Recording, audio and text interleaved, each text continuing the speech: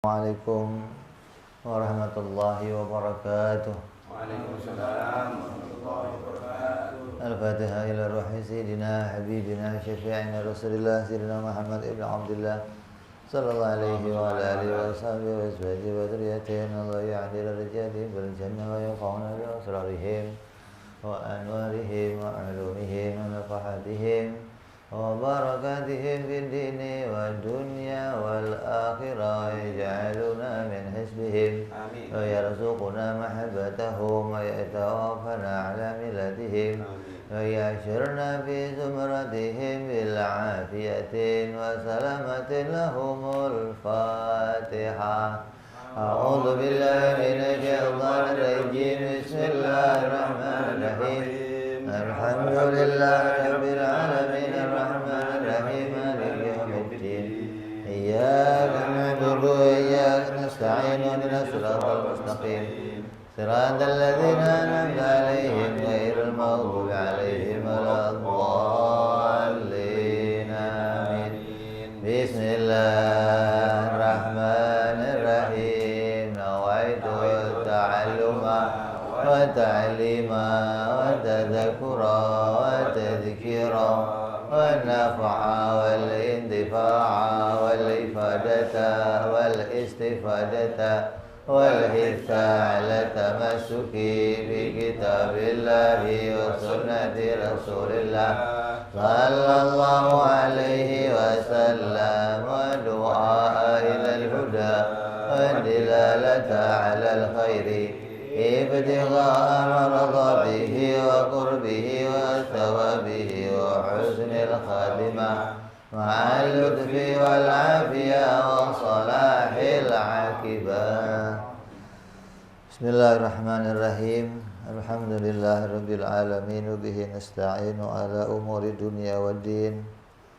Wassalatu wassalamu ala Rasulillah Sayyidina wa Habibina wa Syafi'ina wa Maulana Muhammadin sallallahu alaihi wa ala alihi wa sahbihi ajma'in. Amma ba'du.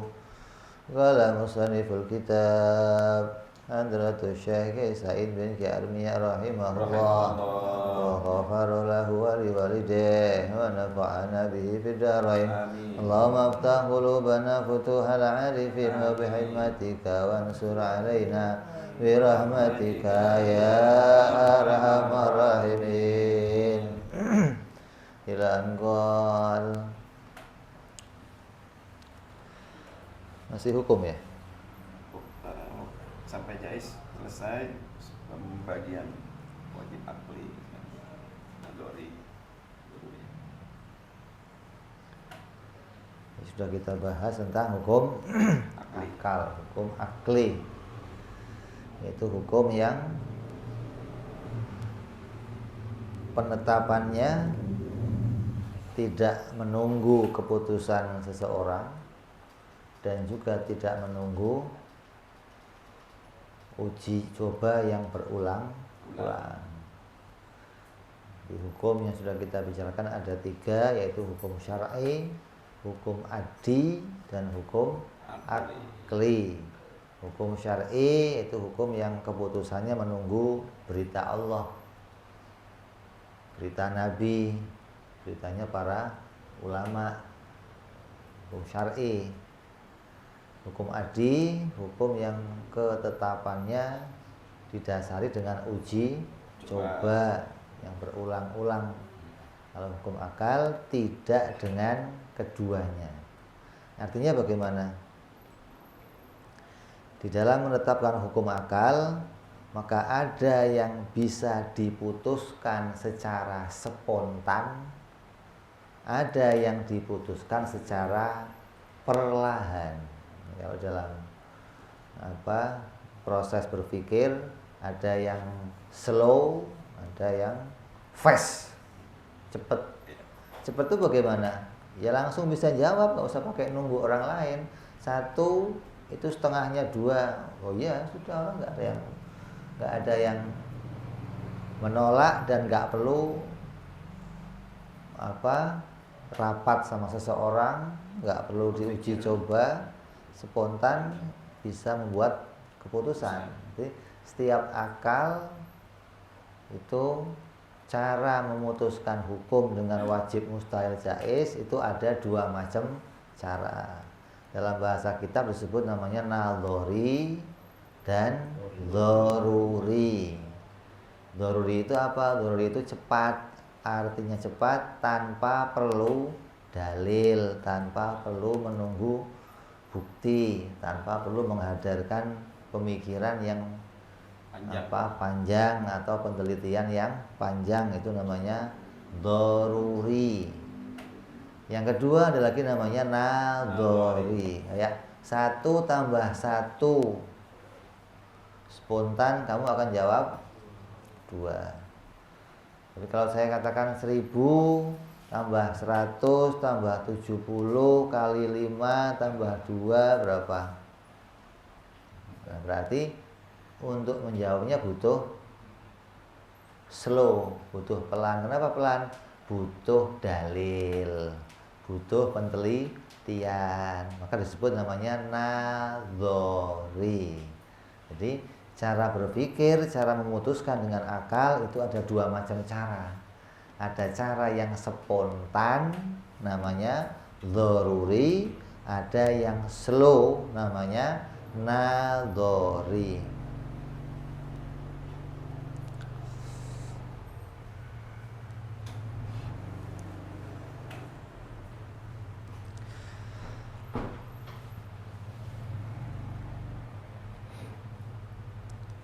Harap diperhatikan, wajib di dalam hukum akal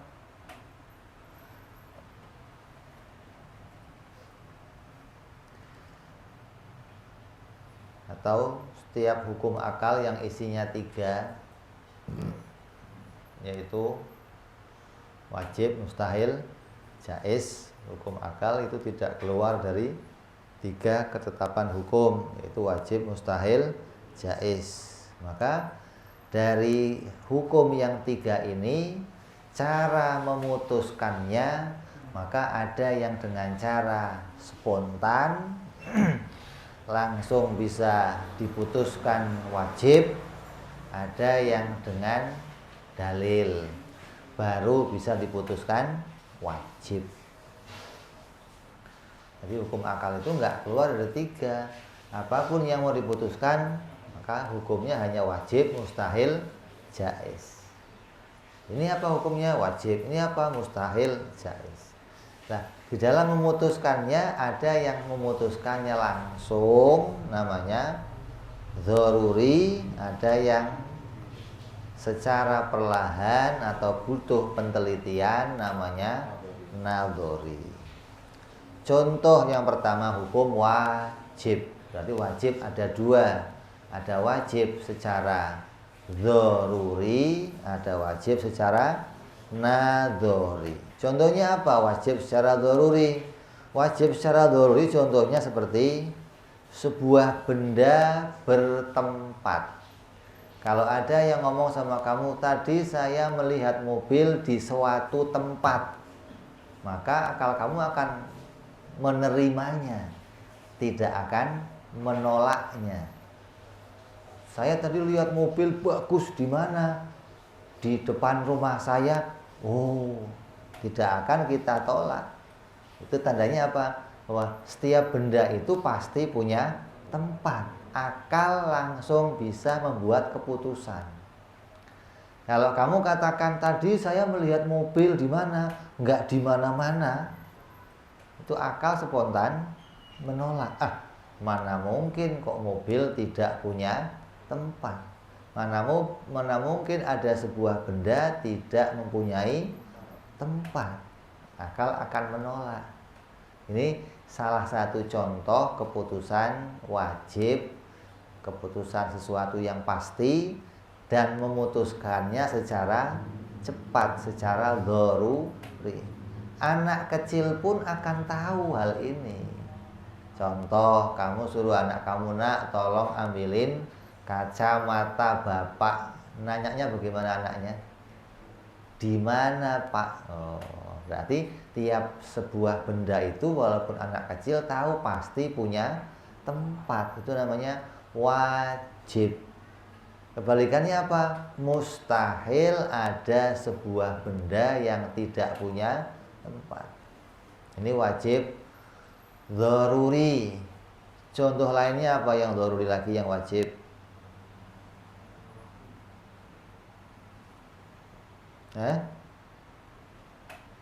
Contohnya apa yang dzaruri lagi? Sebuah benda gerak diam. Ya, benda itu kalau nggak gerak diam, itu secara dzaruri bisa dipahami. Artinya secara spontan ketika ada orang bertanya atau orang menceritakan kepada kamu, tadi saya melihat gelas gerak. Oh iya, nggak ada yang menolak. Oh iya, karena sifat gerak itu boleh terjadi pada sebuah benda. Sifat diam juga boleh terjadi pada sebuah benda. Makanya benda itu tidak mungkin lepas dari gerak dan diam. Maka akal bisa menerimanya. Oh iya, ini wajib secara dzaruri, secara spontan. Akal langsung bisa membuat sebuah keputusan.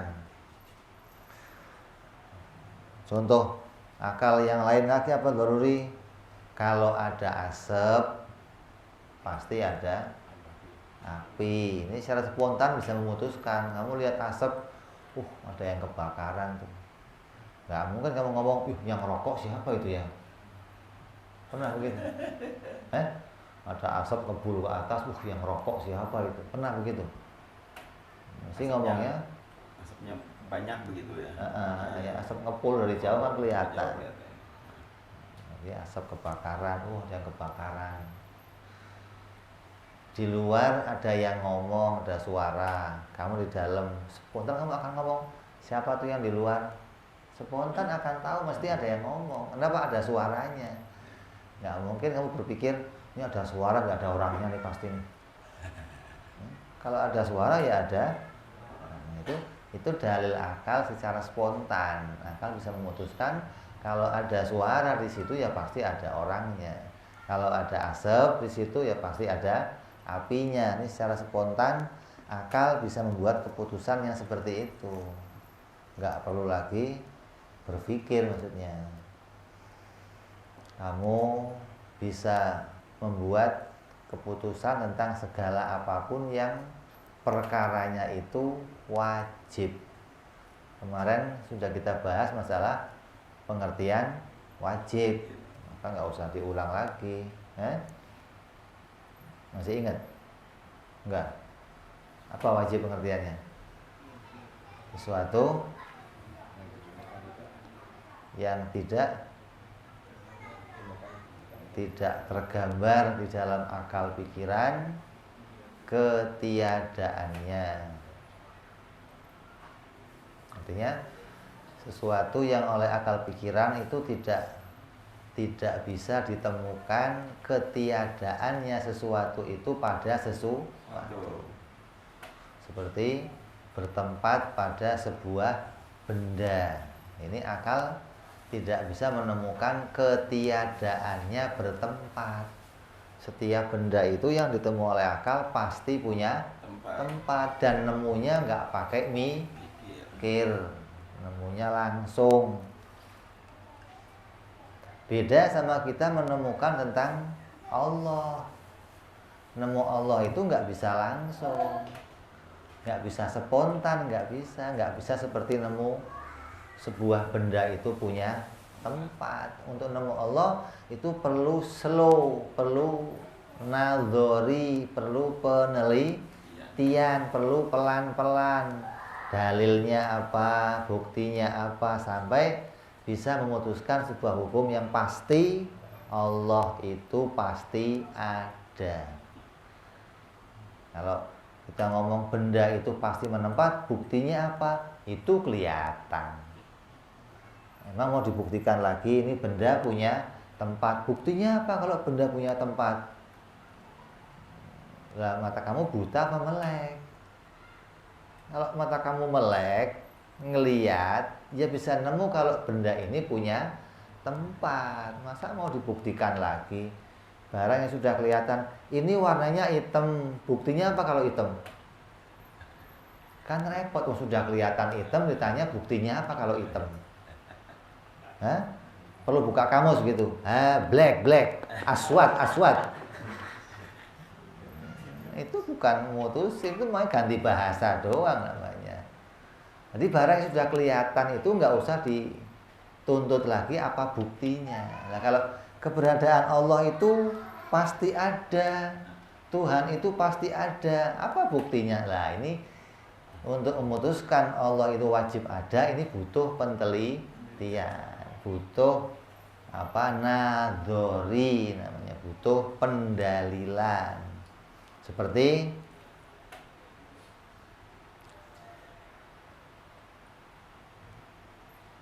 contohnya nadhori menetapkan Allah itu wajib bersifat qidam.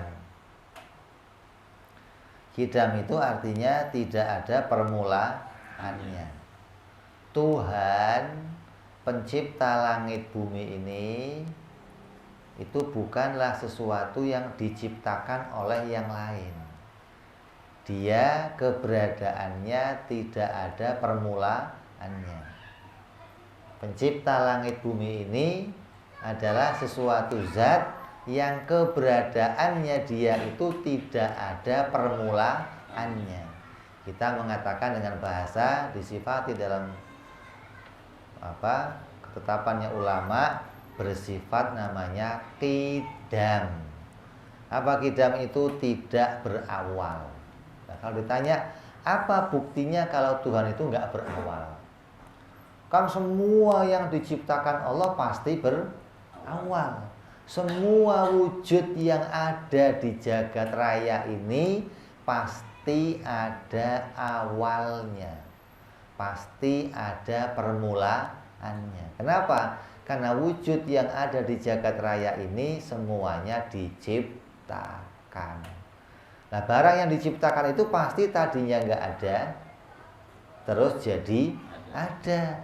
Kalau barang sudah ada, butuh diciptakan lagi? Butuh nggak? Ini lampu sudah nyala, butuh dinyalakan lagi nggak? Nggak butuh. Yang butuh dinyalakan yang mana? Yang belum nyala. Kalau yang mati bisa dinyalakan nggak?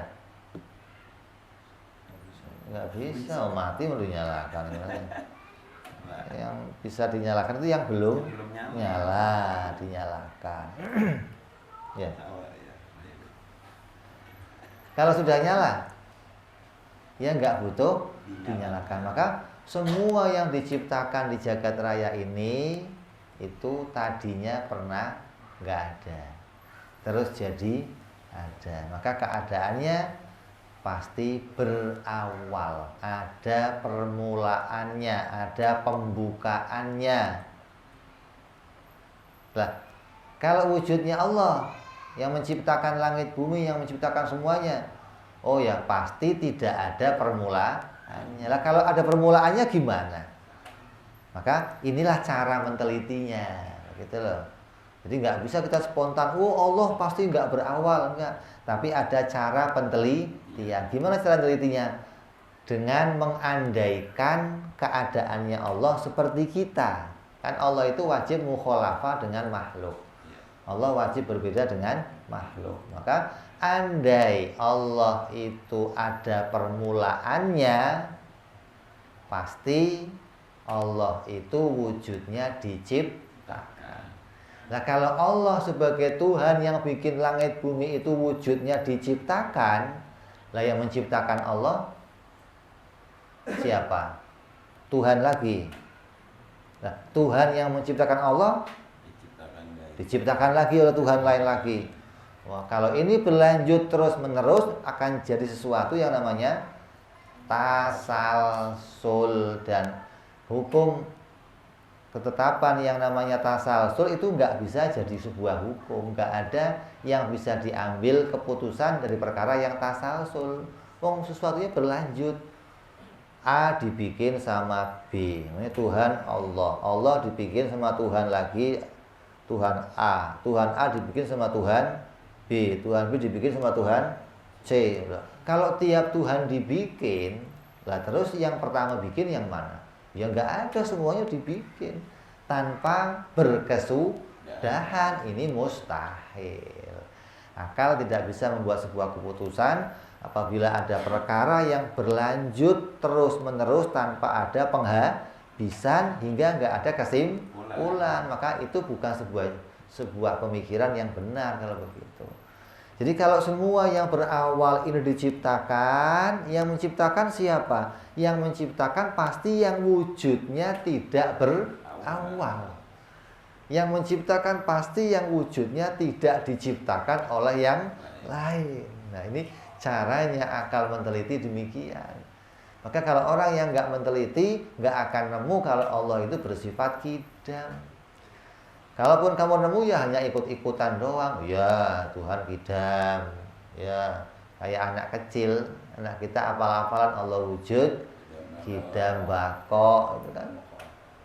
Itu apal-apalan, ditanya lah kidam itu apa? Nggak ngerti.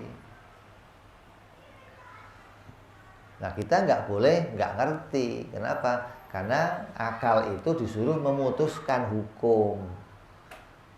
Kalau akalnya nggak bisa mutusin hukum, berarti akalnya nggak bekerja. Akalnya nggak menjadi hakim. Setiap akalnya manusia harus jadi hakim untuk membuat keputusan sendiri.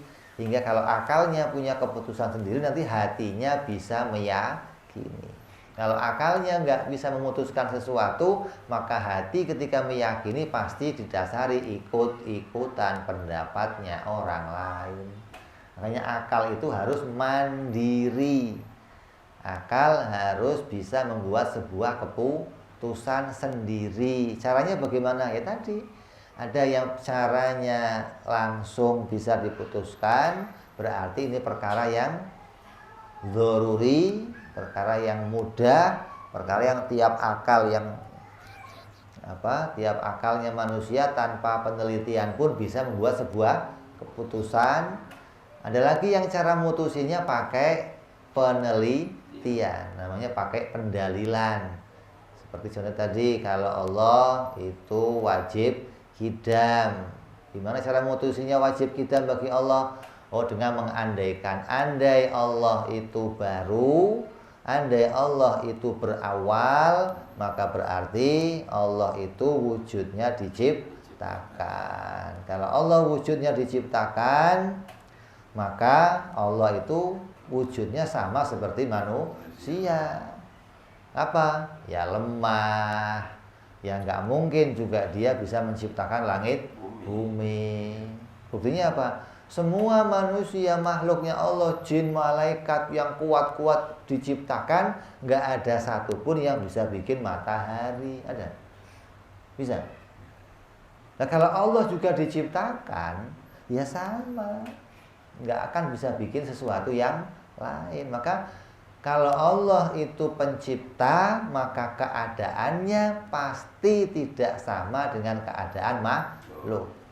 Allah harus wujudnya tidak diciptakan. Jangan sampai nanti anggapannya Allah itu kayak orang tua. Saya diciptakan bapak, bapak diciptakan kakek, kakek diciptakan Uyut diciptakan terus bersambung sampai. Tidak demikian. Allah tidak ditetapkan, tidak digambarkan sebagaimana keadaan yang kita jumpai dalam hukum adi, dalam hukum adat, yaitu kebiasaan yang diciptakan oleh Allah. Seringkali juga ada orang yang nggak bisa mutusin Tuhan itu ada nggak, karena akal yang nggak bisa mutusin Tuhan itu ada atau enggak, mesti akalnya hanya bisa ngerti secara dzaruri. Dia nggak bisa mengerti caranya membuat penelitian dengan akal. Kalau orang itu bisa membuat penelitian dengan akalnya, pasti akan punya keputusan. Nggak mungkin dia nggak punya keputusan. Kayak begini, sesuatu yang tadinya tidak ada, kemudian berubah menjadi ada. Ini barang tadinya nggak ada, terus jadi ada. Setelah dia ada, dikatakan ini barang ini muncul sendiri. Menurut akal kamu bagaimana? Hah? Ini barang muncul sendiri, mungkin nggak? Nggak mungkin. Pasti ada yang itu kamu mutusin seperti itu spontan atau punya dalil? Spontan. Kenapa? Akal yang waras akan mengatakan tidak mungkin ada barang yang bisa muncul sendiri. Nah kalau Tuhan pun nggak muncul sendiri, dibikin, apalagi. Artinya Tuhan itu memang aslinya ada. Jadi nggak muncul Tuhan itu tadinya nggak ada, terus jadi ada, celing muncul sendiri jadi ada. Ya nggak mungkin kata akal. Tuhan itu memang aslinya sudah ada, bukan sesuatu yang pernah tiada terus menjadi ada. Maka disebut kidam. Pencipta itu harus yang kidam, yang dirinya sendiri tidak diciptakan sama yang lain. Nah, kalau ditanya apa buktinya kalau benda ini diciptakan, tidak muncul dengan sendirinya? Ini banyak sekarang yang nggak bisa mutusin ini, dianggap alam raya ini muncul dengan sendirinya. Gimana akal membuat keputusan itu? Oh, akal membuat keputusan itu dari arah melihat bendanya. Ini benda ada, tadinya nggak ada, ya. Nggak ada itu apa sih? Nggak ada itu apa? Sifatnya siapa? Nggak ada itu apa? Nggak ada ya nggak ada. Nggak ditemukan sesuatu namanya nggak ada. Nafiyul hal, nggak ditemukan keadaannya. Tidak ditemukan sifat-sifatnya. Sesuatu yang tidak ditemukan sifat-sifatnya namanya nggak ada. Nah, sesuatu yang nggak ada itu, karena nggak ada apa-apanya, itu tidak mungkin bisa merubah dirinya sendiri menjadi ada. Bagaimana mau dia nggak ada apa-apanya, kok tahu-tahu bisa merubah dirinya menjadi, gimana sih pikirannya? Ya kan? Berarti tadinya barang yang ada dan tiada itu, kalau mau diukur lagi pakai akal, maka akan jadi sesuatu yang seimbang. Ini kita gambarkan ada dan tiada. Karena tiada juga ditemukan kan? Kalau ini nggak ada, kan kamu bisa menemukan, oh kacamata atau kotak itu nggak ada. Kalau begini, kamu katakan kotak itu ada. Berarti tidak ada, itu bisa ditemukan. Nah, kita gambarkan sekarang dua-duanya dimunculkan. Ini kibar ada, ini kita gambarkan tiada. Berarti ketika suatu benda menerima keduanya, maka dia dalam keadaan seimbang. Ada ya boleh, tidak ada juga boleh. Maka keadaan yang seperti ini oleh akal digambarkan seperti sebuah timbangan. Timbangan itu kedua sisinya, kedua tatakan timbangan selalu seimbang. Nggak mungkin tatakan timbangan kok miring satu, timbangannya orang sono itu. Ada timbangan belir, timbangan jual. Ini memang timbangan dari sana udah begini, nggak jelas. Ini timbangan yang disemakan apa? Dari iblisnya. Wailul lil mutaffifin. Itu sudah.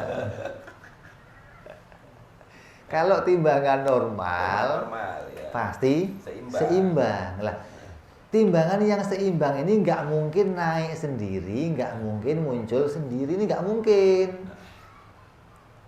Pasti ketika timbangan itu naik salah satunya ada yang memberi beban, maka dia akan bergerak naik atau akan turun. Kalau tanpa ada yang memberikan beban apa-apa, ya selamanya dia akan seimbang. Nggak mungkin barang seimbang itu merubah dirinya sendiri, nggak mungkin. Ya, ini akal yang normal akan mengatakan apabila ada benda tadinya nggak ada terus jadi ada, ini nggak mungkin ada sendiri. pasti ada yang merubahnya dari keseimbangan menjadi muncul, menjadi ada. Atau dari keseimbangan diteruskan untuk tiada. Tidak mungkin tiada itu terjadi sendiri, dan nggak mungkin ada itu terjadi dengan, kenapa? Karena keduanya seimbang. Itu akal meneliti sesuatu, begitu caranya. Ketika sudah ada penelitian, kemudian akal memutuskan. Apa keputusannya? Wajib tiap benda yang tadinya nggak ada terus menjadi ada, pasti diciptakan. Pasti ada yang membuatnya, pasti ada yang memunculkannya, pasti ada yang melahirkannya. Kamu jangan bayangin melahirkan itu yang begini. Melahirkan itu, kalimat lahir itu sama dengan dohir gitu loh. Kebalikannya batin, nggak kelihatan. Melahirkan maknanya memperlihatkan atau menampakkan gitu loh. Kamu juga tiap hari kan melahirkan, cuman nggak laki nggak perempuan. Nanti sehari nggak melahirkan bisa rame. Warna mesti warnanya itu. Tapi nggak laki, nggak perempuan. Itu namanya melahirkan, menampakkan. Dari tadinya nggak nampak, kamu tampakkan. Walaupun di tempat yang tersembunyi, tapi kamu nampak, melihat, oh iya, melahirkan. Jadi Allah itu ya melahirkan, Allah yang mendohirkan, Allah yang memunculkan seluruh yang ada di alam raya ini. Kenapa? Karena semua yang di alam raya ini, semua yang di alam raya ini bisa kembali tiada. Sesuatu yang bisa kembali tiada dan sekarang keadaannya ada, berarti dia berposisi seimbang sebelumnya antara adanya dan tiadanya. Maka kata akal, sesuatu yang seimbang itu nggak mungkin muncul sendiri dan nggak mungkin tiada dengan sendirinya. Itu namanya menteliti. Nah kalau ada akal kau mutusin, oh nggak mungkin ini alam terjadi sendiri, nggak ada yang menciptakan, tapi muncul dengan sendirinya. Oh itu timbangan wailul mutaffifin. Itu timbangannya rusak, timbangannya soak. Timbangannya komplek well. Lah ya dong, kamu nimbang sesuatu. Kamu nimbang sesuatu pakai timbangan. Kamu timbang, nggak bergerak, diem aja. Diem aja. Oh, timbangan soak ini. Lah ya ganti timbangannya. Jadi kalau ada akalnya manusia, akalnya siapa saja yang memutuskan langit bumi ini nggak diciptakan, berarti akalnya nggak bekerja, berpikir. Akalnya tidak bisa mengadakan sebuah penelitian. Akalnya nggak bisa menemukan sebuah keputusan hukum. Kalau ada yang mengatakan akal itu harus bisa memutuskan hukum, karena akal itu alat membuat keputusan hukum. Ditanya, lah hukum apa yang diputuskan oleh akal? Nah, ini orang ini bisa lari terkencing-kencing begini-begini. Artinya, ya semua hukum pakai akal. Semua hukum pakai akal. Kalau nggak ada akalnya orang gila, kan nggak bisa buat keputusan hukum. Oh, repot lagi nih. Nanti orang membuat keputusan apa? Nun sukun ketemu fa dibacanya fa itu pakai akal gitu. Ini keputusan akal nih. Keputusan akal. Sholat wajib 5 kali sehari, keputusan akal. Bukan keputusan Allah, bukan. Keputusan Allah bukan. Makan pasti kenyang, keputusan Akal. Kok hakimnya akal semua nih, yang lain nggak jadi hakim dong. Yang lain istirahat jadi hakim. Kok hakim dikuasai akal semua bagaimana? Lah hukum kan banyak, ada hukum riba. Ini belum ada hukum riba aja. Hukum pidana. Hukum pidana, ada hukum fisika, ada hukum itu Pitagoras. Hukum apa lagi? Hah? Wah, hukum Newton, proton apa? SMK. Hukum kan banyak, nggak semua hukum diputuskan oleh akal. Walaupun akal itu mengontrol, menerima semua hukum yang lain, begitu loh.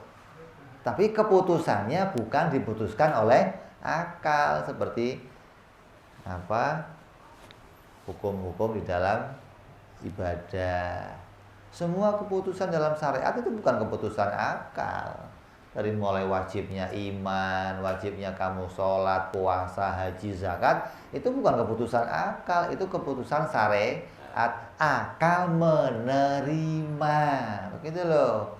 Akal yang waras menerima kalau ke hukum ini betul-betul datang dari Allah, makanya akal menerima hukum tersebut. Jadi nggak semua hukum diputuskan oleh akal. Kamu harus tahu akal punya koridor tersendiri. Jadi jangan mentang-mentang punya akal terus semua hukum mau pakai akal. Mutusin sholat Jumat pakainya akal, mutusin Ramadan pakainya akal. Nggak ada hubungannya. Besok Ramadan apa nggak usah dipikir. Itu bukan urusannya akal. Diintip aja bulannya. Oh kelihatan puasa gitu, nggak usah dipikir lagi, memang bukan keputusannya akal. Kok nggak kelihatan bulannya, besok 30 hari itu selesai. Dipikir gimana kalau kok dipikir, itu bukan keputusan pakai hukum akal. Jadi kamu harus tahu, orang punya akal itu harus tahu caranya membuat keputusan dengan akal. Jadi ada berapa tadi? Ada 2 macam cara membuat keputusan pakai akal. Yang pertama caranya dengan dzaruri, yang kedua dengan nadzori. Dengan cara cepat atau cara lambat. Lambat itu bukan tell me, bukan. Lambat itu maksudnya mau mengadakan penelitian, mau mencari dalil hingga bisa membuat keputusan yang benar. Kenapa kok nggak langsung aja? Memang barangnya nggak bisa diputuskan langsung. Ada yang bisa diputuskan langsung, ada yang tidak bisa diputuskan langsung. Masa sih? Ya kamu tes aja. Hah? Tes aja. Kalau saya punya utang 1 juta, saya cicil per bulan 100.000, bunganya 2%. Udah 3 bulan saya nggak bayar, berapa jumlahnya? Langsung ayo. Jawab.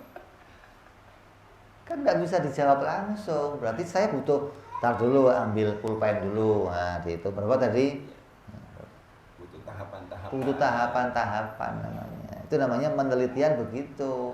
Ada yang memang bisa langsung dijawab, ada yang butuh pengkajian atau penelitian lah. Tahapannya seperti apa? Ya tadi ada yang tahapannya menggunakan sebaliknya, ada yang tahapannya mencari apa yang lazim, yang terkait pada dia.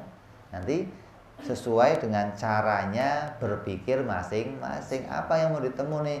Allah wajib kudrat, Allah wajib kuasa, Nabi wajib benar. Tidak mungkin ada nabi yang berbohong. Ini butuh penelitian semua. Itu wajibnya wajib naldori semua itu.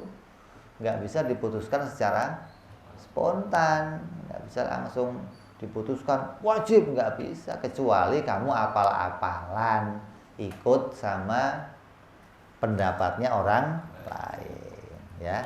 Jadi wajib ada 2 cara. Mustahil juga punya 2 cara. Ada mustahil yang spontan bisa kamu putuskan, nggak mungkin terjadi ini. Contohnya seperti apa? Kalau ada sebuah benda tidak punya tempat.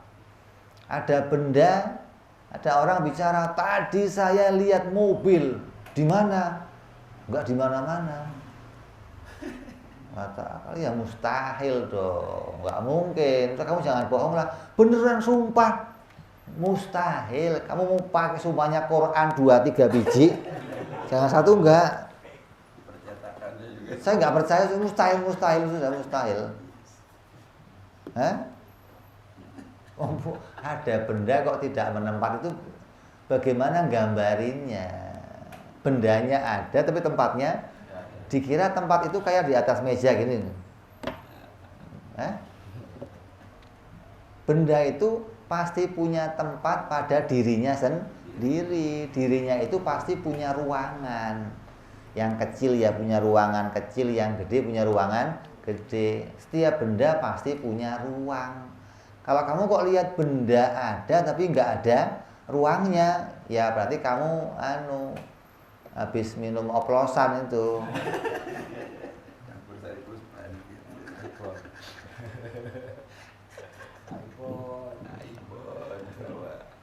Hukumnya apa namanya? Mustahil kalau ada benda tidak bertempat. Lah, seringkali orang banyak salah memutuskan mustahil ini. Ketika dia melihat ada api nggak membakar dikatakan mustahil. Tadi ya saya lewat kobaran api yang besar naik mobil saya tapi nggak kebakar. Mustahil. Kok mustahil? Ini keputusan mustahil itu hanya milik hukum akal. Bukan miliknya hukum adat. Dalam hukum adat itu nggak ada keputusan mustahil. Nah, membedakannya bagaimana hukum adat sama hukum akal? Hukum adat itu kalau yang hasil keputusannya itu dicoba. Begini, kalau orang mengatakan, orang kena api itu pasti terbakar. Mustahil kalau nggak terbakar. Lah, tanya begini, keputusan pastinya diambil dari mana? Api pasti membakar, itu diambil dari mana keputusannya? Keputusan api itu pasti membakar diambil dari uji coba yang berulang-ulang. Berarti itu bukan hukum akal. Itu namanya hukum adat. Karena keputusannya digunakan cara penelitian yang bentuknya apa? Percobaan. Kalau hukum akal, penelitiannya bukan pakai percobaan. Ini obat corona, coba sama ini. Coba monyet sini. Hati-hati jadi monyet kamu habis sini. Coba makan nih. Sembuh gak? Enggak sembuh, mati monyetnya. Monyet sini kamu. Makan. Itu pakai uji coba. Kalau ketika 99 yang dicoba kok sudah sehat semua, baru diputuskan ini obat corona. Yang 99 mati, 1 sembuh, itu obat corona yang begitu. Jangan diminum yang begitu. Sudah terjadi monyet ya.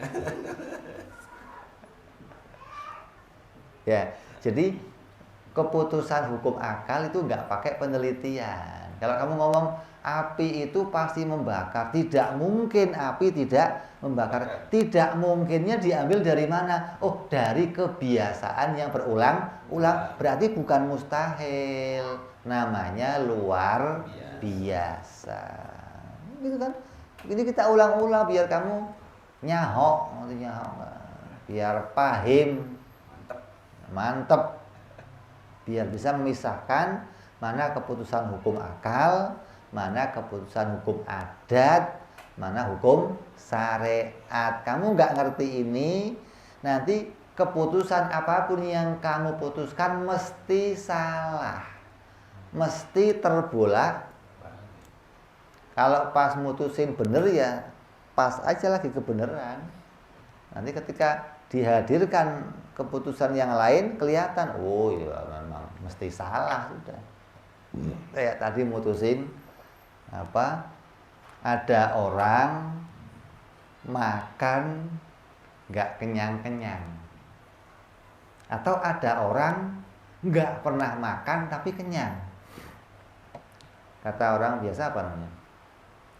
Oh, nggak mungkin. Masa nggak pernah makan kenyang? Masa sih ada orang makan nggak kenyang-kenyang? Udah 2 drum masih makan aja. Ah, masa sih?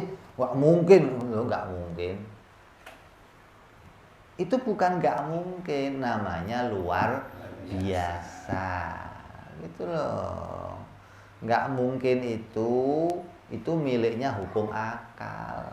Yang nanti pengambilan keputusannya nggak pakai uji coba, nggak. Seperti apa? Seperti tadi ini, benda tidak punya tempat. Itu mustahil.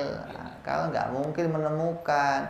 Ada benda tidak gerak, tidak diam. Coba carikan. Hah? Ada benda nggak gerak, nggak diam. Atau ada benda gerak dan diam bersamaan. Ada? Ada? Nah, itu namanya mustahil. Sesuatu yang tidak bisa digambarkan oleh akal gitu loh. Akal itu nggak bisa menggambarkan keberadaannya. Kan hukumnya namanya hukum akal. Maka akal diikut sertakan. Kerjanya akal apa? Membuat penggambaran. Penelitian itu penggambaran akal gitu loh. Ada yang digambarkan secara langsung, ada yang penggambarnya bertahap satu demi satu. Keputusan ini pindah ke keputusan ini sampai hasil sebuah keputusan final. Tapi ada yang langsung diputuskan mustahil. Seperti apa? Benda tidak bertempat. Atau ada benda tidak gerak, tidak diam. Ini namanya hukumnya apa? Mustahil dzaruri. Mustahil yang secara cepat bisa kamu putuskan. Ada lagi yang kedua, mustahil nadzori. Cara memutuskannya harus pakai penelitian. Cara memutuskannya tahap demi tahap. Cara memutuskannya perlu dalil, tapi bukan uji coba. Beda ini. Memutuskan dengan hukum akal jangan pakai uji coba. Gula ini manis gak ya? Coba dulu. Kamu dong coba. Kamu coba. Oh manis kok. Oh, gula pasti. Itu bukan akal yang memutusinnya begitu. Itu keputusannya hasil kesepakatan bersama, diuji coba oleh banyak orang. Kalau pas yang kamu coba sariawan semua, ya nggak manis semua. Atau rasanya ini, kan repot keputusannya. Panas dalam semua. Jadi hukum mustahil contohnya apa? Seperti mustahil Allah itu lemah. Mustahil Allah itu tiada. Ada mengatakan Tuhan itu enggak ada. Akal yang sehat akan mengatakan mustahil. Kenapa? Akal yang melihat alam, akalnya itu sudah ada, itu sudah jadi dalil. Kalau saya diciptakan, melihat dirinya sendiri yang tadinya nggak ada jadi ada. Akal memutuskan Tuhan pasti ada. Ada orang ngomong Tuhan itu nggak ada. Spontan akal bisa memutuskan mustahil karena melihat apa dirinya. Kalau sudah ada, kamu lihat di sini tadinya nggak ada masjid. Tiba-tiba kamu seminggu pulang keluar kota, datang kemari sudah berdiri masjid. Kamu katakan, masjid nongol sendiri nih. Mungkin begitu? Akal sempurna akan mengatakan, mesti ada yang bikin. Nggak mungkin muncul sendiri. Makanya ada yang mengatakan, Tuhan itu konspirasi, itu nggak ada Tuhan. Hah? Adanya Tuhan itu hanya teori-teori yang nggak jelas itu, nggak ada faktanya, nggak ada.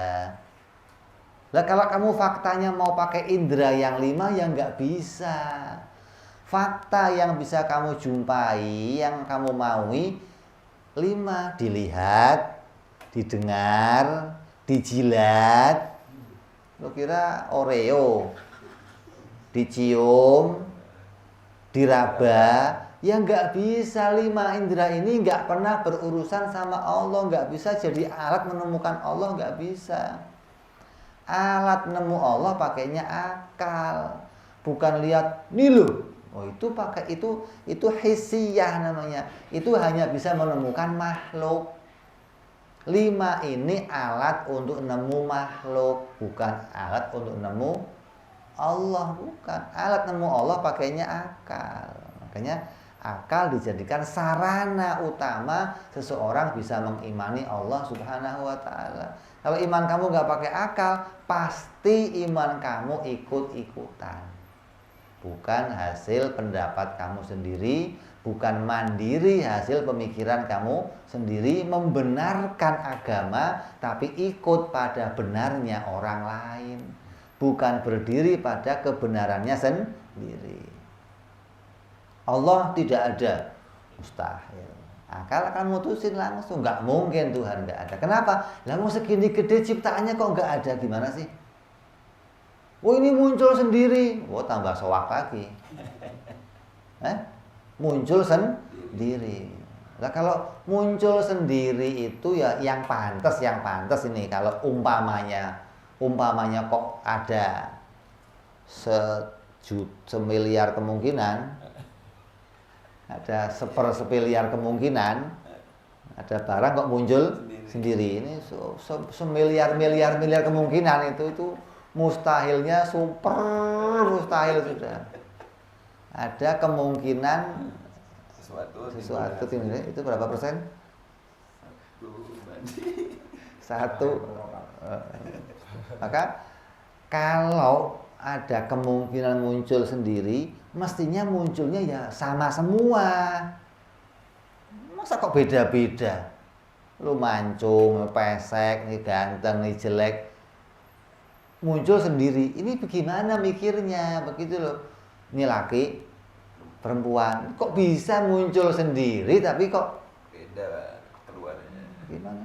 Barang yang tadinya tiada, nggak ada apa-apanya, tiba-tiba mengkreasikan dirinya jadi, itu akal mana yang bisa memutuskan begitu? Akal mana? Mesti akal soak, akal yang wailul lil akal yang nggak jelas, timbangannya nggak jelas itu. Jadi akal bisa memutuskan secara spontan. Lah, akal mengatakan lagi ada, oh Tuhan itu ada, yang mengatakan Tuhan ada, tapi Tuhan itu lemah. Ada lagi kayak orang Bani Israel, kayak orang Yahudi, Tuhan boleh mengutus nabi, tapi harus Bani Israel. Ini goblok lagi nih. Nggak ngerti kalau Tuhan itu jais saja mengutus nabi dari mana saja. Enggak harus. Tuhan mengutus nabi harus Bani Israel. Kalau enggak, saya nggak mau ikut. Ya, terserah lu mau ikut monggo, nggak ikut monggo. Ini keputusan mustahil yang naldori juga harus pakai penelitian. Kalau Allah itu lemah, kalau Allah itu nggak bisa bikin langit bumi, kalau Allah itu lemah, ya pasti Allah sama dengan makhluk. Allah tidak bisa menciptakan segala sesuatu. Langit nggak bisa bikin apapun, satu perkara pun nggak akan bisa dibikin. Lah kalau Allah itu lemah, lah terus yang bikin langit bumi ini siapa? Wong langit bumi udah kelihatan muncul. Akal menolak kalau alam ini bisa muncul dengan, jadi itu menolaknya dengan, gua pakai banget lagi, menolaknya pakai super banget ya.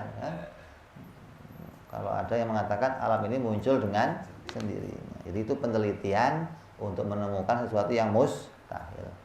Terus yang ketiga ada lagi hukum namanya hukum jaiz. Jaiz juga ada dua. Ada jaiz yang nadzori, ada jaiz yang daruri. Diputuskan secara langsung dan diputuskan secara bertahap atau slow, pelan-pelan, butuh penelitian. Contoh, kalau ada yang mengatakan sama kamu, si Zaid itu punya anak, apa pendapat kamu?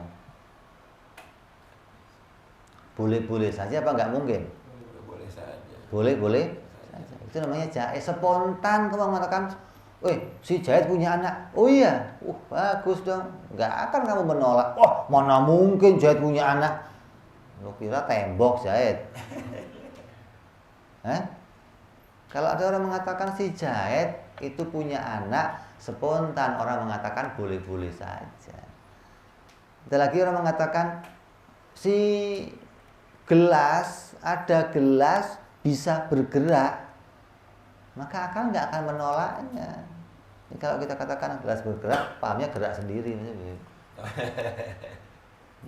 Nggak mungkin gelas bergerak, nggak mungkin.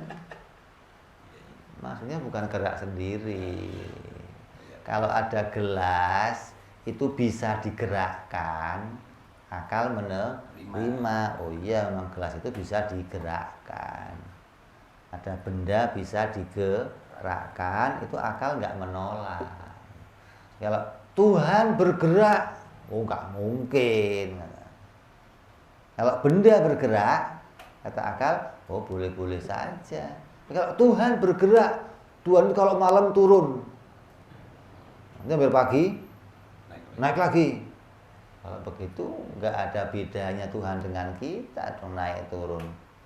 Yang naik turun itu sifatnya makhluk, bukan sifat Tuhan. Jadi ada pula yang ketiga jaiz. Jaiz itu perkara yang boleh terjadi, boleh juga tidak terjadi. Ada perkara jaiz yang spontan bisa kita putuskan secara dzaruri, ada yang jaiz yang untuk mutusinya kita butuh nazar, butuh penelitian. Contohnya apalagi jaiz yang dzaruri?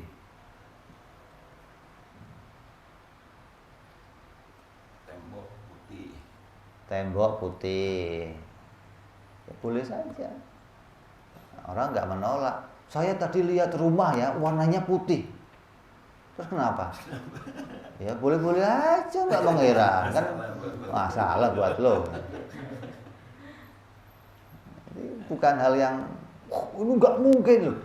Itu perkara yang boleh saja. Rumah itu boleh putih boleh, hijau boleh, kuning boleh. Kalau hitam aneh.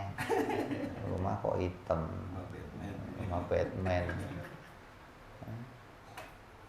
Itu contohnya perkara jaiz, sesuatu yang boleh saja terjadi, boleh nggak terjadi. Pagi-pagi kamu lihat, saya lihat matahari terbit loh. Ya boleh-boleh aja, emang kenapa? Ini kok matahari terbit, bingung loh. Itu boleh saja terjadi. Jadi akal bisa memutuskan itu hukumnya jaiz.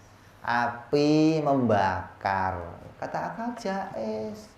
Nasi mengenyangkan, obat menyembuhkan, kata akal jaiz. Saya minum obat nggak sembuh-sembuh, ya boleh aja juga emang. Kata akal itu hukumnya jaiz. Bukan terus kalau minum obat pasti sembuh, bukan. Kalau kamu minum obat, kata akal boleh saja sembuh. Justru kalau kamu mikirnya pakai akal, nanti resmi pakai akal, obat nggak bisa bikin sembuh, malah kamu minum obat nggak bakal sembuh malah.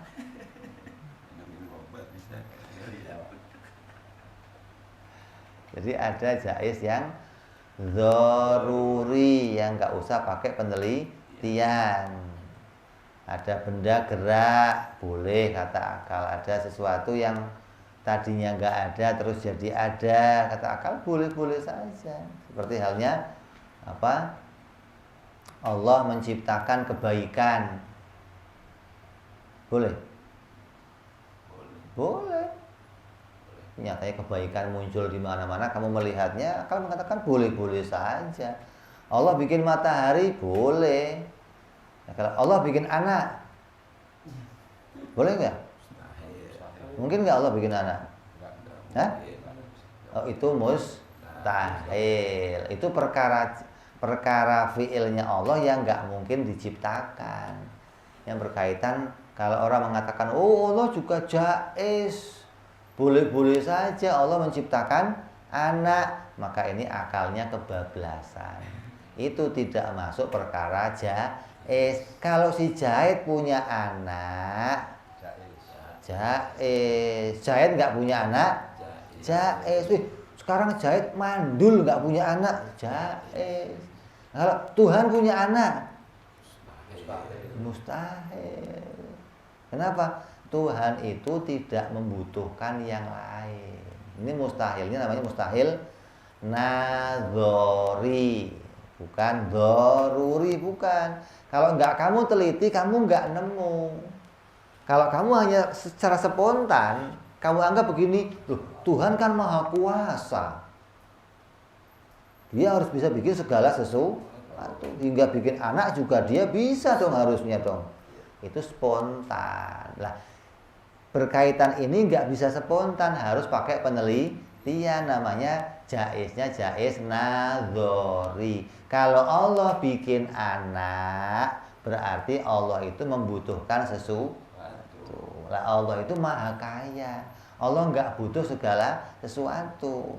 La yattakhidhu waladan wala sahibatan. Allah itu nggak butuh anak, nggak butuh istri. Nggak ada istri bagi Allah. Allah bikin istri untuk dirinya sendiri. Itu buat apa? Hah? Oh, biar ada, masa raja nggak punya permaisuri? Lo kira Raja Arthur apa? Kira Raja Salman sana itu butuh pendamping. Raja yang butuh pendamping itu karena dia membutuhkan sesuatu. Kalau nggak ada pendampingnya, dia merasa resah, kurang. Ada yang nggak pas. Nah, kalau Allah, apabila dikatakan Allah itu mungkin saja bikin istri, bikin anak, justru akal menolaknya. Kenapa? Karena Allah tidak membutuhkan sesuatu. Bagaimana mungkin Allah dikatakan bisa bikin anak? Kalau Allah nggak bisa bikin anak, berarti dia lemah. Ini nggak ada hubungannya. Jadi cara berpikirnya salah. Kalau mengatakan kalau Allah nggak bisa bikin anak, berarti Allah itu lemah. Cara berpikirnya salah. Sama aja mau begini, bisa nggak Allah tiba-tiba datang ke sini, duduk di sini? Saya Tuhan, bro. Bisa begitu? Bisa nggak? Mustahil. Kan dia maha kuasa, masa nggak bisa? Harus mampu dong. Harus mampu dong. Hah? Lah, kalau ada sutradara kok tahu-tahu main film, terus yang nyutradarain lagi siapa? Hah? Kalau Allah kok masuk kemari, terus yang urus jagat siapa? Diwakilkan gitu. Makanya Roma itu siapa? Rano Karno main film namanya. Dia sutradaranya, dia pemainnya, aktornya. Nah, waktu dia itu lagi syuting main, yang ngomong action siapa? Dia sendiri. Mana bisa? Nah, itu pemain apa sutradara gitu. Itu terjadi gitu. Iya. Lah iya, artinya harus ada yang mewakili. Makanya ketika dia ngomong action, nah dia sebagai pemain apa sutradara itu. Lah iya. Gitu. Kalau sutradaranya mau main film, ya kamu gantiin dong ntar. Saya tak main dulu, upload, action, oke. Dia ngomong stop, berhenti. Ini pemikirannya salah mikir. Jadi bukan terus Tuhan maha kuasa, bisa bikin apa saja, bikin anak juga bisa, bikin istri bisa. Ini kekeliruan jalan pemikiran. Maksudnya kamu mikirnya Tuhan itu maha kuasa. Lah, untuk apa dia bikin anak? Fungsinya apa anak buat dia? Dia membantu dia. Sebelum Nabi Isa, nabi-nabi dari Nabi Adam itu diciptakan Tuhan semua. Diberi kitab oleh Allah semua. Tunduk kepada Allah semua. Nggak ada urusan sama anak, nggak ada. Kok tiba-tiba sekarang butuh anak, mendesak kebutuhannya. Lu kira ini sudah mau mati, warisannya sayang gitu biar jatuh, biar nggak jatuh ke orang lain, dia cari anak gitu. Tuhan nggak berawal nggak berakhir, kok butuh anak itu bagaimana cara mikirnya gitu loh. Jadi cara berpikir antara ada wajib yang bisa diputuskan dengan nadori, doruri, mustahil nadori, doruri, jaiz, nadori juga doruri. Di antaranya contoh jaiz, nadori, contoh doruri tadi sudah kita contohkan, seperti seseorang dikatakan punya anak, maka semua akal akan menerima secara spontan. Ada lagi jaiz nadori. Maka seperti contohnya apa? Boleh saja Allah itu menyiksa hambanya yang beriman. Nah ini, kamu kalau nggak nemu ini, nanti fine-fine aja. Oh iya, saya punya anak boleh, Beb. Nah kalau Allah menyiksa hambanya yang beriman, tidak pernah maksiat seumur hidup, nggak pernah maksiat, dimasukkan neraka, boleh nggak? Ya nggak boleh dong, Beb. Salahnya apa dia? Nggak salah apa-apa. Allah pingin dia di neraka, boleh nggak? Nggak boleh. Yang ngelarang siapa? Ente bikin larangan sendiri gitu. Hamba-hambanya Allah, tempatnya nerakanya milik Allah. Allah mau menempatkan hamba di mana itu serah dia dong. Kamu punya kompor, tempatnya kompor di mana? Kalau di kasur boleh nggak? Hah? Kalau saya taruh kasur boleh nggak? Ya boleh, wong kompor saya kok kamu protes? Kalau kompor kamu saya taruh kasur saya, kamu protes. Kompor saya taruh kasur saya, kok kamu yang protes? Bagaimana sih? Jadi ada Allah bikin hamba soleh, Allah bikin hamba taat, oleh Allah ditaruh di neraka. Ya terserah Allah, kok kamu yang protes? Jangan ya Allah, kok dolim kamu ya Allah. Loh, gimana sih? Jadi ini kenapa kok itu boleh-boleh saja? Kenapa kok mungkin ada orang beriman mungkin saja ditaruh di apa yang jadi penyebabnya? Ini namanya jaiznya jaiz nadzori, harus dipikir. Gimana cara mikirnya? Cara mikirnya, cara ngambil keputusannya begini.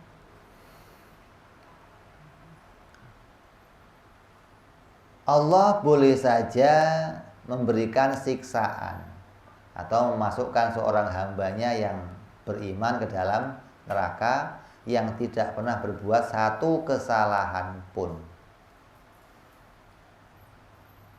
Kenapa demikian? Karena akal harus bisa mikir begini. Orang yang beriman, orang yang beribadah, beriman kepada Allah, tidak bisa masuk surga dengan sendirinya. Ada nggak orang yang tahu-tahu ngeluyur masuk surga sendiri gitu? Permisi malaikat ya, tak masuk saya. Ada? Tahu-tahu dari dunia, pamitan, cari surga, masuk. Apa saya duluan dah, saya nggak kuat di luar. Bisa begitu ada? Ada nggak? Nggak ada. Berarti manusia seiman apapun, seenggak pernah maksiat apapun, Nabi sekalipun nggak bisa tahu-tahu masuk surga dengan sendirinya, nggak bisa.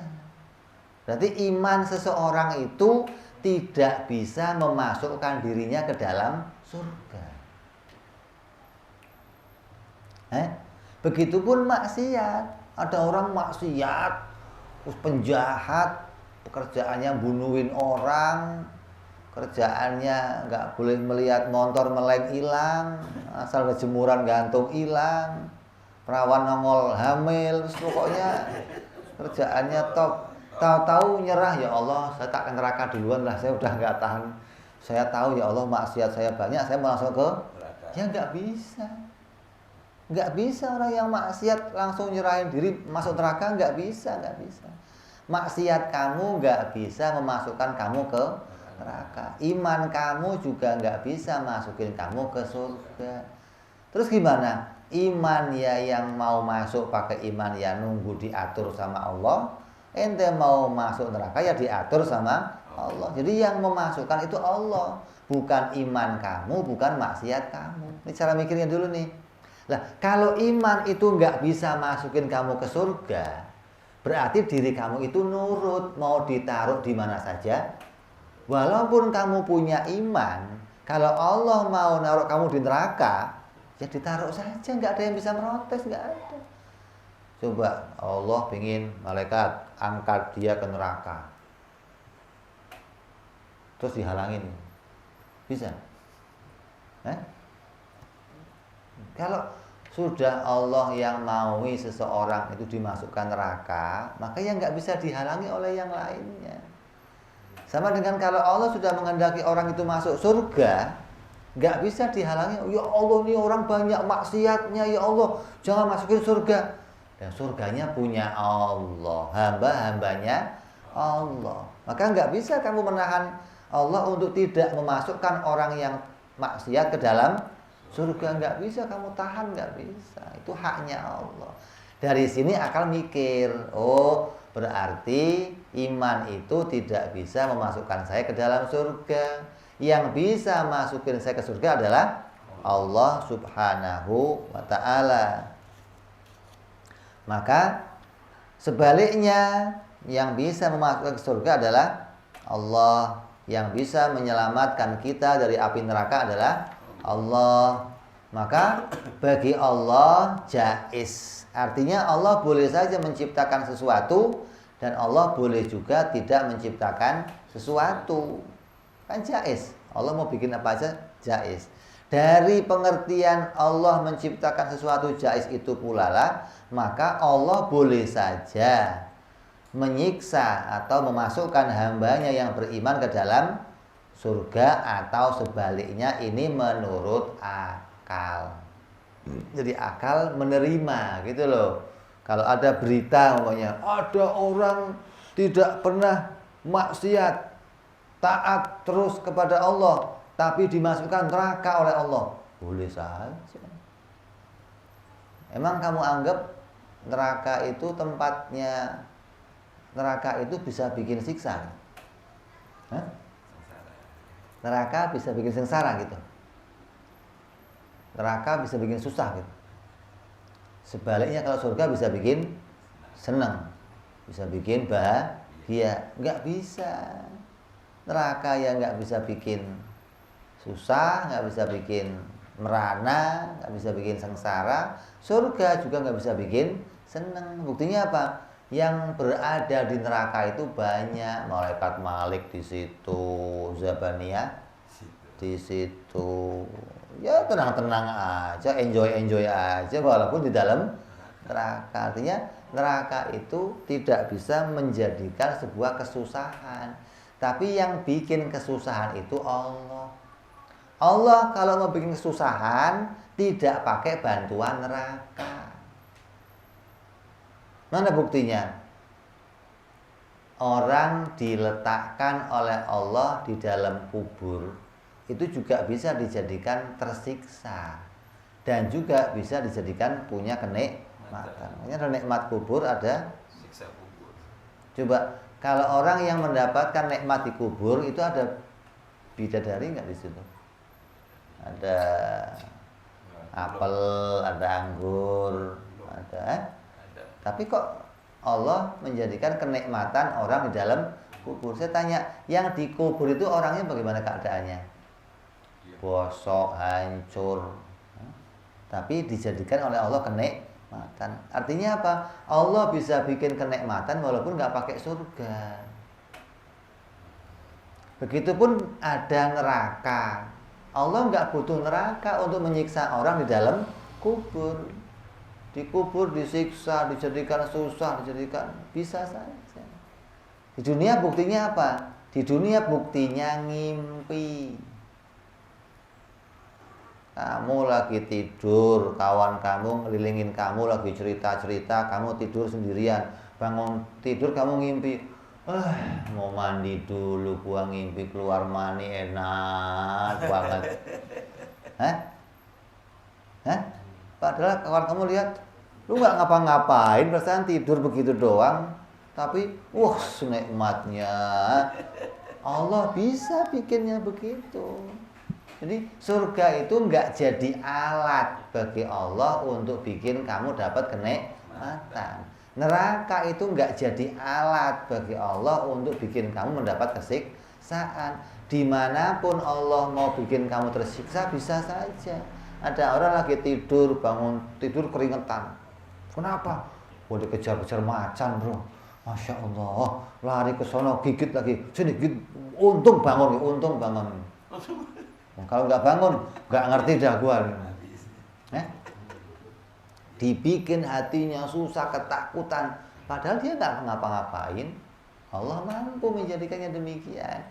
Jadi akal bisa menerima Allah itu bisa saja menjadikan hambanya yang taat dimasukkan ke dalam neraka. Ini bicaranya bisa saja dilakukan. Gitu loh, karena Allah Maha Kuasa. Ini yang disebut Maha Kuasa. Begitu loh. Bukan Allah kan Maha Kuasa, bisa bikin anak. Oh, itu kebablasan. Gitu loh. Jadi kita perlu rel yang lurus nanti. Mana memisahkan antara mustahil, mana yang jaiz. Jangan sampai kamu salah pisah ini nih. Nggak ngerti mana mustahil mana jaiz, nanti yang jaiz, yang mustahil dianggap bisa semua diciptakan. Kalau dia mengatakan Tuhan itu bisa menciptakan yang mustahil, maka orang yang mengatakan yang demikian itu duduknya jangan di masjid tapi di gereja. Kenapa? Karena yang berpendapat Tuhan bisa bikin yang mustahil itu orang-orang Nasrani. Karena dia mengatakan Allah itu bisa bikin anak. Anak bagi kita mengimani hukumnya mustahil bagi Allah. Nah, kalau anak bisa diciptakan, maka berarti Allah bisa bikin yang mustahil. Kalau ada kiai, ada ustadz, ada anaknya orang Islam mengatakan Allah itu bisa bikin yang mustahil, maka dia memutar balik fakta. Dia mengimani sesuatu yang mustahil terjadi pada Allah. Maka orang yang demikian ketika nanti dia melanggar apa yang jadi keputusan syariat bisa sampai mengeluarkan dia dari nilai iman. Kelihatannya aja masih aman-aman saja. Belum ngomong yang membuat dia keluar dari agama. Kalau dia sudah mengatakan kayak Ibnu Hazm yang mengatakan Allah bisa bikin anak karena dia maha kuasa, tapi dia nggak bikin, ini sudah syirik namanya. Menisbatkan Allah bisa saja Allah masih membutuhkan sesuatu. Kalau Allah itu butuh bantuan, Allah butuh bantuan anak, dia bisa aja bikin anak untuk membantunya.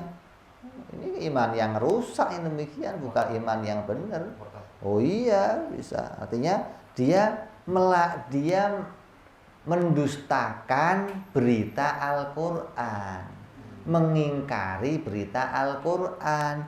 Lam yalid walam yulad itu sudah final. Allah mustahil butuh kepada anak. Dia tidak beranak dan tidak Dia tidak beranak itu maknanya Allah mustahil butuh kepada anak. Kalau ada yang mengatakan Allah mungkin saja bikin anak, berarti mengingkari Al-Quran yang mengatakan Allah itu tidak mungkin butuh kepada seorang anak untuk mengatur alam semesta. Ini kekeliruan. Nah, yang Yang disebut kuasa ya ini tadi ini. Allah itu kan maha kuasa. Maka bisa saja Allah memasukkan hambanya yang taat ke dalam neraka. Itu disebut maha kuasa. Begitu loh. Jangan kebablasan yang lain. Allah kan maha kuasa. Maka bisa saja Allah memasukkan hambanya yang maksiat ke dalam surga. Itu namanya maha kuasa. Kayak contoh begini contoh. Ini biar otak kamu lurus maksudnya. Kamu punya anak. Anak kamu patuh sama kamu. Gak pernah nakal, taat, disuruh apa aja, iya disuruh ini, iya disuruh, pokoknya berbakti 100% sama kamu. Satu lagi, kamu punya anak badungnya luar biasa. Kerjaannya nakal, ngambilin duit orang tua, disuruh gak pernah nurut, kerjaannya main tengah malam pulang, pagi baru pulang, pokoknya gak karuan. Ini dua anak kamu ini, yang satu yang taat, ini pantasnya diapain? Jajan yang banyak. Pantasnya kasih duit yang banyak, disayang, diperhatikan. Kenapa? Dia berbakti. Lah yang maksiat ini, pantasnya diapain? Main karate. Pantasnya begitu kan? Disiksa, dihukum pantasnya. Tapi kan kamu orang tuanya. Kamu bisa saja berbuat sebaliknya. Yang anak kamu taat, kamu cubitin. Yang anak kamu yang maksiat, kamu kasih kurang nak. Kurang nak. Boleh nggak? Ya boleh saja. Ya. Boleh saja dari arah kamu mampu melakukannya, gitu loh. Akal membuat penilaian hal seperti itu mampu dilakukan, bukan harus melakukan, bukan, tapi mampu saja dilakukan. Jadi ini akal membuat penilaian bahwa Allah mampu melakukan itu. Dasarnya apa? Yang pertama, iman tidak bisa masukin kita ke surga. Tiket, iman kan tiket. Tiket itu tidak bisa masukin kita ke dalam surga. Yang masukin kita ke surga yang punya surga, bukan tiketnya. Nah, dari situlah kita bisa mutusin, oh berarti Allah itu bisa berbuat apa saja. Dia maha kuasa. Kalau dia mau, maka dia bisa masukin orang yang taat ke dalam neraka. Ini penilaian akal melihat Allah mampu melakukannya. Tapi ketika kita melihat berita syariat, bukan lihat akal, bukan, lihat yang Allah lakukan, bukan melihat akal, melihat Allah mampu melakukan yang tidak seperti itu. Ini hukumnya namanya kata akal jaiz, tapi jaiz nazari lah. Ketika melihat berita syariat yang Allah lakukan, maka yang Allah lakukan apa? Allah berfirman, siapa hambaku yang mati membawa iman, maka akan kumasukkan surga. Siapa hambaku yang mati tidak membawa iman, maka akan aku masukkan neraka. Ini yang dilakukan Allah, begitu loh. Tapi kalau bicara Allah mampu enggak melakukan yang sebaliknya? Mampu saja. Begitu maksudnya. Hingga kamu jangan kepedean. Maksudnya menganggap ketika sudah beriman, ketika sudah punya amal, meyakini pasti saya masuk. Yang mastiin siapa? Lah itu Allah berjanji. Emang ada nama kamu di situ? Hah? Itu yang imannya sesuai kriterianya Allah. Iman kamu jauh. Ya Allah. Ya Allah. Kalau kita kok masuk surga itu sudah jangan ngimpi gara-gara amal lah udah. Ini betul-betul rahmatnya Allah. Jadi Allah berkenan memasukkan hambanya ke dalam surga itu atas rahmatnya. Allah memilih, nah masuk. Ya yang ada lebih-lebihnya ya dimasukin, yang kurang-kurangnya banyak ya dimasukin. Ini yang haknya Allah. Bahkan yang nggak punya tiket bisa anaknya Ahok mati umpamanya, masih bayi masuk surga walaupun anaknya Ahok. Kenapa? Punya tiket nggak? Oh ini nggak usah pakai tiket. Malaikat dilarang bertanya. Yang ini jangan ditanya tiket, masukin. Tandanya apa? Allah bisa masukin orang ke dalam surga walaupun tanpa iman. Itu namanya maha kuasa. Memasukkan yang iman ke neraka bisa. Memasukkan yang nggak punya iman ke surga bisa. Itu namanya maha kuasa. Kenapa? Surganya punya sendiri, hambanya diciptakan sendiri. Allah yang akan menempatkannya di mana Allah menghendaki. Ini contohnya 3 perkara hukum akal, wajib, mustahil, jaiz, dan cara memutuskannya. Ada yang caranya nadzori, secara perlahan-lahan dengan penelitian. Ada yang caranya dzaruri, spontan, langsung seketika itu bisa diputuskan. Nadzori maupun dzaruri, keputusannya tidak menunggu pendapat orang lain.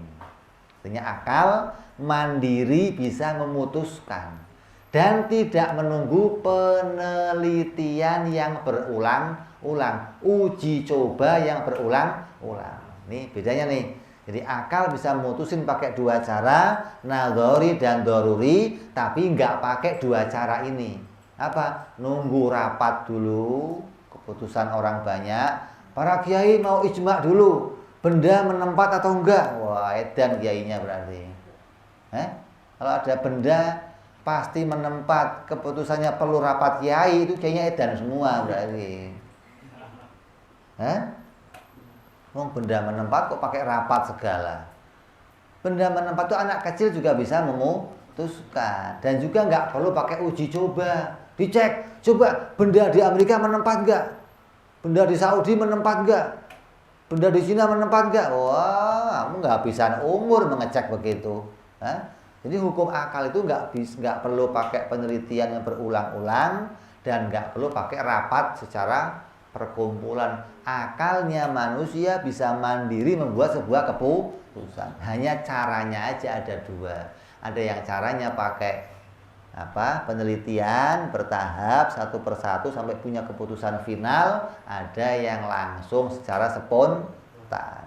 Ya, ini 2 macam cara memutuskan hukum akal. Mudah-mudahan Allah jadikan akal kita akal yang sehat, akal yang bisa berpikir waras, bisa memutuskan sesuatu dengan benar, bisa mengimani Allah atas keputusannya sendiri. Hati kita bisa mandiri mengimani Allah, tidak taklid mengikuti pendapatnya orang lain. Allah berikan cahaya iman di hati kita, cahaya tauhid di hati kita.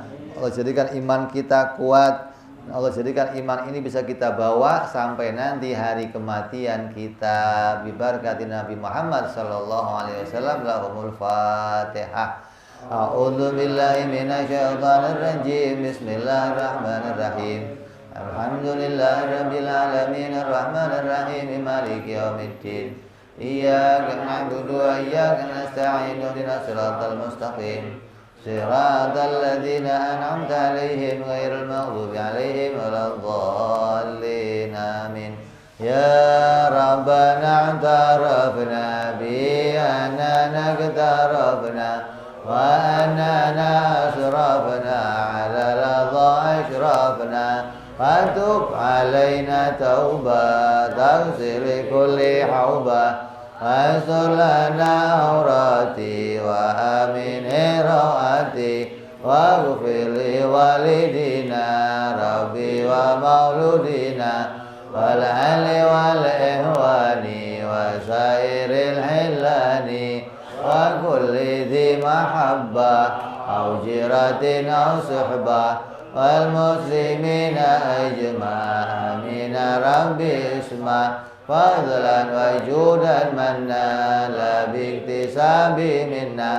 بالمصطفى رسولي نهضى بكل سولي صلى وسلم ربي عليه عند الحب وآله وصحبه عدد طاس صحبي والحمد للإله في البدء والتناهي سبحان ربك رب العزة عما يصفون وسلام على المرسلين والحمد لله رب العالمين.